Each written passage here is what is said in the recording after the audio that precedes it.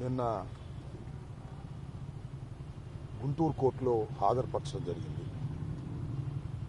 రాత్రి 9 గంటలకు మ్యాజిస్ట్రేట్ గారి ఇంటి వద్ద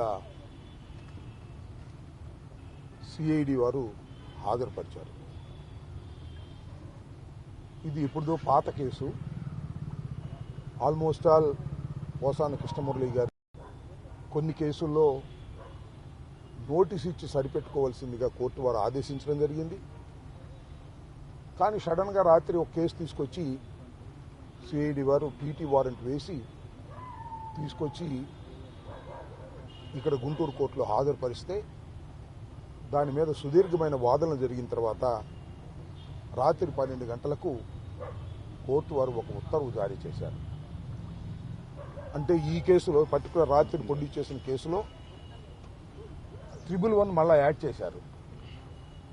111 అనేది వర్తించదని అనేక సందర్భాల్లో హైకోర్టు చెప్పినప్పటికీ కూడా మళ్ళా 111 దీనిలో యాడ్ చేయడం జరిగింది. దాన్ని కోర్టు వారికి మా న్యాయవాదులు సుదీర్ఘంగా ఆర్గ్యుమెంట్ చెప్పిన తర్వాత 111 తొలగించి రిమాండ్ ఇచ్చారు. ఇవాళ మళ్ళా బెయిల్ పిటిషన్ వేసి బెయిల్ కోసం ప్రయత్నం చేస్తూ బెయిల్ వస్తుంది అని. మళ్ళా ఇంకో కేసు ఎక్కడో బాపట్లలో ఉందని మళ్ళా బాపట్లలో పీటీ వారెంట్ వేసేటటువంటి పరిస్థితి వేశారని వేస్తున్నారని తెలుస్తుంది. నిజంగా 111 అంటే ఆర్గనైజ్డ్ క్రైమ్ అని అర్థం. అంత ఆర్గనైజ్ చేసుకుని క్రైమ్ చేశారు. ఇది అంత తేలిగ్గా బెయిల్ ఇవ్వడానికి వీలు లేదని దాని అర్థం. నిజానికి పోసాని కృష్ణమురళి గారు కానీ YSR Congress party social media కానీ ఎక్కడ ఆర్గనైజ్డ్గా క్రైమ్ చేసినటువంటి సందర్భాలు లేకపోయినా ఆ సెక్షన్ వేస్తే బెయిల్ రాదని 111 సెక్షన్ వేస్తూ వచ్చారు. అసలు ఆర్గనైజ్డ్గా చేస్తుంది ఎవరంటే ఆంధ్ర పోలీసు వారు. అంత ఆర్గనైజ్డ్. ఏం ఆర్గనైజ్డ్ అంటే ఈ కేసులో బెయిల్ వస్తే ఆ కేసులో పీటీ వారెంట్, ఆ కేసులో మళ్ళీ బెయిల్ వస్తే ఇంకొక కేసులో మళ్ళీ పీటీ వారెంట్.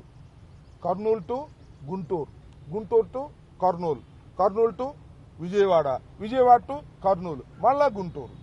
ఈ విధంగా 67 సంవత్సరాల వయసు కలిగినటువంటి పోసాని కృష్ణమురళి గారిని అక్కడికి ఇక్కడికి తిప్పి వేధించాలి అనేటువంటి కార్యక్రమాన్ని ఇవాళ పనిగట్టుకొని లోకేష్ గారి నాయకత్వంలో ఇదంతా జరుగుతున్నది అనేది మీ ద్వారా రాష్ట్ర ప్రజానీకానికి చెప్పదలుచుకున్నాం.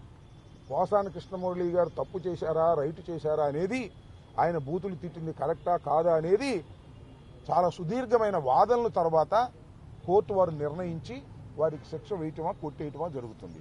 నేను ఇవాళ మనవి చేస్తున్నా, ఏమైతే కేసులు పెట్టారో ఒక్క కేసు కూడా నిరూపణ కాదు, సాక్ష్యాధారాలు లేవు. కేవలం కక్షతోనే ఈ కార్యక్రమాలు చేస్తున్నారు. ప్రెస్ మీట్లో మాట్లాడినందుకు ఇవాళ నేను మాట్లాడాను. నా మీద కూడా కేసు పెడతారా? నాకు అర్థం కదా.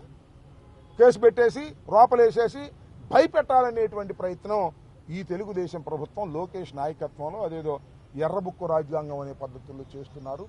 దీన్ని వైఎస్ఆర్ కాంగ్రెస్ పార్టీ తీవ్రంగా ఖండిస్తుంది. ఇప్పటికే మీరు చూశారు ప్రజా వ్యతిరేకత ఎంతగా పెరుగుతుందో. నిన్న కూడా మేము యువత పోరు చేస్తే అద్భుతంగా రాష్ట్రంలో అన్ని జిల్లాల్లో అద్భుతంగా ఉపయోగపడినటువంటి బ్రహ్మాండంగా జరిగినటువంటి సందర్భం చూస్తున్నాం. మొదట కొద్దిగా తక్కువగా ఉన్నా స్లోగా ప్రభుత్వ వ్యతిరేకత పెరుగుతూ ఉంది. ప్రభుత్వం నాయకుల్ని హెరాస్ చేసేటటువంటి కార్యక్రమం చేస్తుంది తప్ప ఏదైతే ప్రభుత్వం ఇచ్చిందో వాగ్దానాలు చాలా ఎక్కువ వాగ్దానాలు ఇచ్చారు. చాలా ఎక్స్పెక్టేషన్స్ చాలా ఇచ్చారు. చంద్రబాబు నాయుడు గారు అధికారంలోకి వస్తే ఇది జరుగుతుంది అది జరుగుతుంది అనేటువంటి ఎక్స్పెక్టేషన్స్ ఇస్తే ఒక్కటి కూడా చంద్రబాబు నాయుడు గారు సక్రమంగా చేయటం లేదు.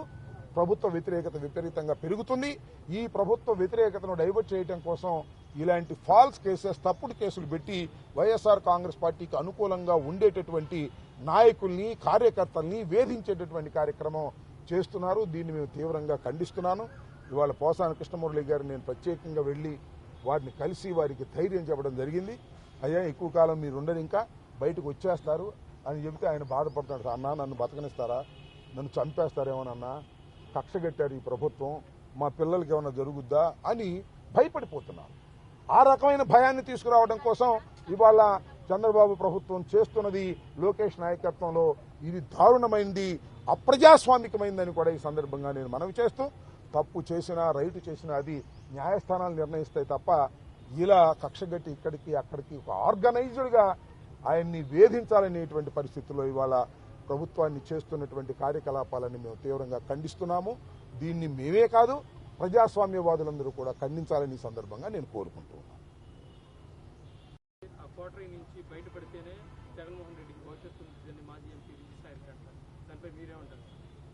ఎవరుంది? విజయసాయి రెడ్డి క్వార్టరీ ఉందన్నాడా? ఆయనే క్వార్టరీ వెళ్ళిపోయాడుగా, ఇబ్బంది లేదు. ఏదైనా క్వార్టరీ గీటరీ ఏదైనా ఉందంటే సాయిరెడ్డి గారి నాయకత్వం ఉంటుంది క్వార్టరీ. నాకు తెలిసి క్వార్టరీ ఏమీ లేదు. ఆయన అభిప్రాయం ప్రకారం క్వార్టరీ ఉందనుకుంటే ఆయనే క్వార్టరీ. ఈ పార్టీ పెట్టిన దగ్గర నుంచి ఆయన వెళ్ళిపోయేంత వరకు ఆయనే ప్రధాన సలహాదారుడు, ఆయనే క్వార్టరీ.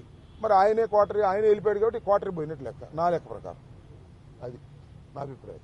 ఓకే, అంటే ఇంకో విషయం కూడా చెప్పాడు, కొంతమంది లబ్ధి చేకూరేందుకే సీఎం జగన్మోహన్ రెడ్డి, మాజీ సీఎం జగన్మోహన్ రెడ్డి ఇదిగో చెప్పేసి అతనే వ్యాఖ్య చేసిన మీరు స్వతంత్ర టీవీ, నేను చెప్తున్నా స్వతంత్ర టీవీ వారు మీరు అడిగిన ప్రశ్నకి ఏం చెప్తా అంటే, ఆయన బయటికి వెళ్ళిపోయాడయ్యా, వెళ్ళిపోయిన బుర్ర జాలటమే పని ఇంకేముంటుంది? పార్టీని వదిలిపెట్టి పోయినోడు చేసే పని ఏంటి? బుర్ర జాలటం. ఆయనకి అదేం పెద్ద అతీతం కాదు. ఆయనైనా సరే ఆయన పార్టీ నుంచి వెళ్ళిపోయాడు కాబట్టి ఈ పార్టీ మీద బుర్ర జల్లే కార్యక్రమాలు చేస్తున్నాడు. అది ఆయనకి మంచిది కాదని కూడా ఈ సందర్భంగా మనవి చేస్తున్నాను. విజయసాయి రెడ్డి గారు వైఎస్ఆర్ కాంగ్రెస్ పార్టీలో ఒక నాయకుడిగా ఎదిగాడు. నాకు తెలుసు వైఎస్ఆర్ కాంగ్రెస్ పార్టీ ఆవిర్భావం కాకముందు ఆయన ఒక షార్ట్ ప్రారంభమైన తర్వాత ఆయన దినదిన ప్రవర్ధమానంగా పెరిగాడు. ఈ రాష్ట్రంలో పార్లమెంటు సభ్యుడయ్యాడు. పార్లమెంటు సభ్యులు అవ్వకోకుండా పార్లమెంటరీ పార్టీకి నాయకుడిగా కూడా వ్యవహరించాడు. వైఎస్ఆర్ కాంగ్రెస్ పార్టీలో కీలకమైన బాధ్యతలు చేపట్టాడు. జగన్మోహన్ రెడ్డి గారికి లెఫ్ట్ చెవులోను రైట్ చెవులోను ఆయనే సలహాలు ఇచ్చేవాడు. ఏదన్నా క్వార్టరీ గేటరీ ఉందంటే ఆయనే క్వార్టరీ, ఇంకెవరు లేరు. మరి ఆయన మాట్లాడుతున్నా నేను ఏం చెప్తాను? ఇప్పుడు బలహీనంగా ఉన్నప్పుడు 100 మంది మాట్లాడతారు, స్వామి మేము బలహీనంగా ఉన్నామని అనుకుంటున్నారు. 11 సీట్లు ప్రతి వాడు మాట్లాడుతున్నాడు. అది బలంగా ఉన్నప్పుడు మాట్లాడలేదే. సాయిరెడ్డి గారు ఈ పార్టీకి నుంచి బయటికి పోయాడు. బయటికి పోయిన తర్వాత ఇక పార్టీ మీద అవాకులు చవాకులు పేరడం ద్వారా ఇతర పార్టీలకు లాభం చేయాలనే దుర్బుద్ధితో వ్యవహరిస్తున్నాడు.